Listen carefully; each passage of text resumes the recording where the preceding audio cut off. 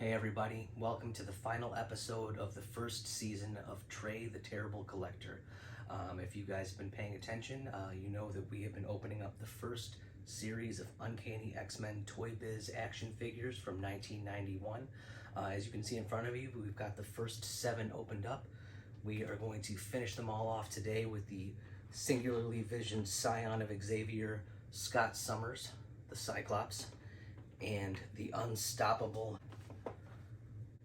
owner of the Crimson Gem of Sidorak, the Juggernaut. Thank you so much for tuning in, for liking, subscribing, for leaving me some comments. This has been a dream come true. It's something that I've wanted to do for a very, very long time. And it's been really an honor to be able to do this with some of you guys out here in the world. So thank you again. And without wasting any more time, let's dig in. First up, we have the unstoppable Juggernaut. The Juggernaut's real name is Cain Marko, and he's actually the stepbrother of the leader of the X-Men, Professor Charles Xavier. While he and Xavier were serving in the military, they had to escape some combat and hid in a cave. And in that cave, they found an ancient temple. In the temple, there was a mystical gem which granted Cain Marko incredible powers, super strength, indestructibility, and once he was in motion, no force on earth could stop him. He hated Professor Xavier his whole life, and now that he had superpowers, he was able to take that hatred and make something real out of it and try to antagonize the rest of the team. Over here we've got the box art showing a really cool action pose. It says that he has power punch action. And then over on the reverse side, we've got a little short biography about him. This box is actually in some of the best shape of any of the ones we have, so I put off opening it until now. But here it is. We're gonna pop it on open.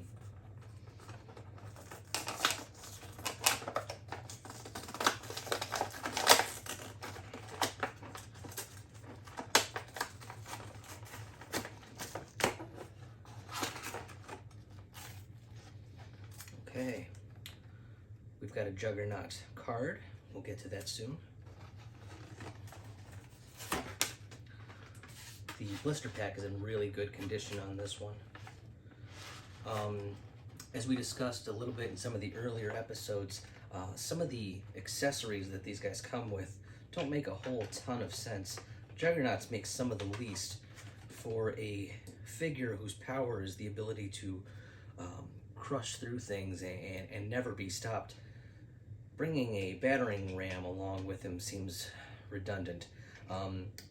Juggernaut suffers from something that a lot of the big figures in the series suffer from.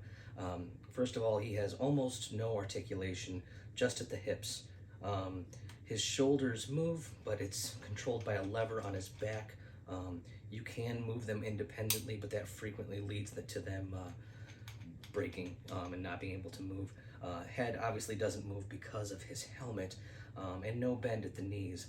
Something unique about this one, which is a little bit strange, is that on the bottom of his feet he has wheels to show how he rushes forward. So he kind of has roller skates. I don't know.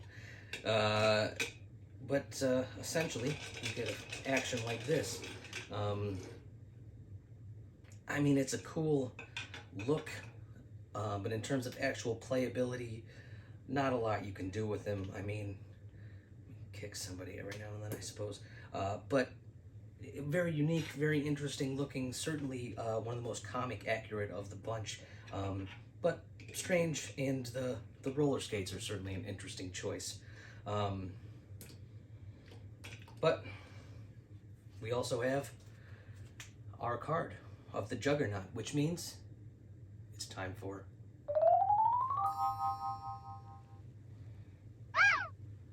Did you know that despite primarily being an antagonist to the Uncanny X-Men, the Juggernaut also frequently crossed paths with Doctor Strange due to his powers being magical in nature?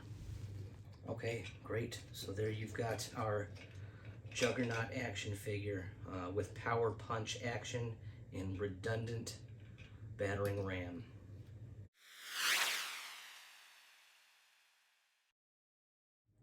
Okay, and finally we have reached Cyclops. Um, Cyclops is the first member of the Uncanny X-Men. He led the team from a very young age. He joined as a teenager, and really his whole life was devoted to being an X-Man. He often gave up personal relationships, love, friendship, and put it all aside so that he could fight for the dream of mutant freedom and justice. Um, he's certainly gone through some changes in recent years, and he's had his ups and downs and struggles. He's one of my least favorite characters, but this action figure is one of my favorites. We have a very cool pose in his X Factor costume. This is the same kind of costume that Archangel was wearing, and he's also on a team with Marvel Girl, Iceman, and the Beast at this point. He's got laser light eyes, and we will see if those work here in a moment. I doubt it very much. And then I actually had to look up what this is over here. On the back it says it is a handheld Cerebro unit.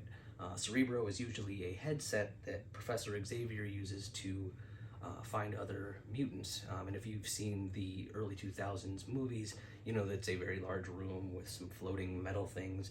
I've never seen a version that looked anything like that, but maybe it's in the comics, maybe it's just something I missed along the way.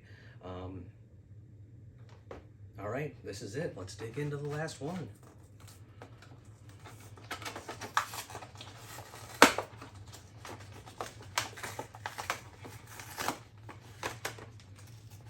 Okay.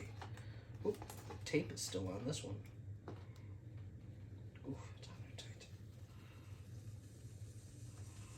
You never really know with these whether it's going to be something that comes off easy or... Well, we've got a Cyclops card.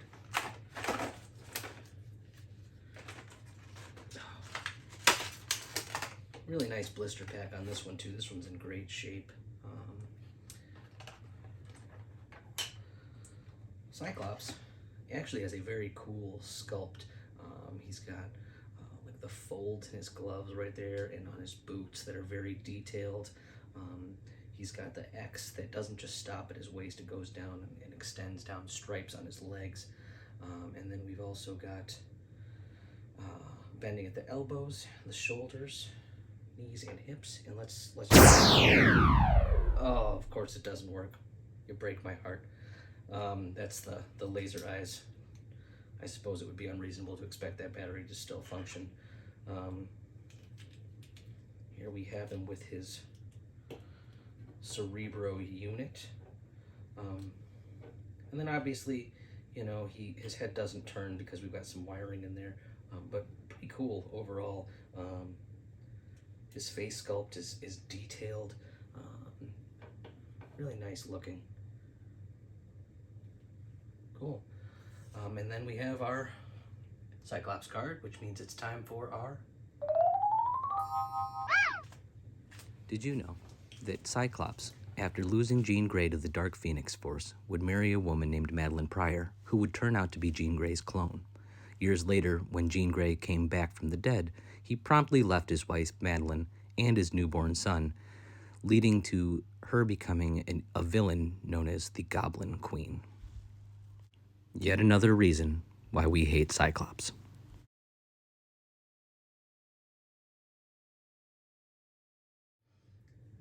Okay, and that brings it to a close. Series 1 of the Uncanny X-Men Toy Biz line. We've done a terrible thing and we have opened every single one of these new in-box action figures, and it has been so much fun. I've wanted to do this for a very long time, as I said before, and it's just been really great to be able to share something that I'm passionate about with all of you there at home. So please like, subscribe, leave me a comment, and stick around because we will be opening up Series 2 coming here very soon.